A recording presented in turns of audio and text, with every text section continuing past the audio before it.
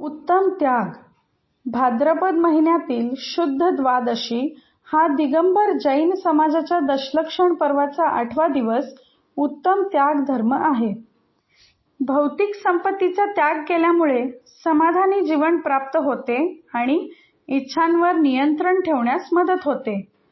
इच्छांवर नियंत्रण ठेवणे केवळ पुण्यकर्मांचे आगमन घडवून आणत नाही, तर वाईट कर्मांपासून मुक्त होते. जैन संन्यासी घरच नव्हे तर त्यांच्या कपड्यांचेही त्याग करून सर्वोच्च स्तरावर त्याग करतात आणि आपले संपूर्ण आयुष्य दिगंबर मुद्रा स्वीकारण्यात घालवतात. एखाद्या व्यक्तीची शक्ती त्यांच्याकडे किती संपत्ती आहे यावर मोजली जात नाही, तर त्यांच्याकडून किती संपत्ती सोडली आहे यावर मोजली जाते.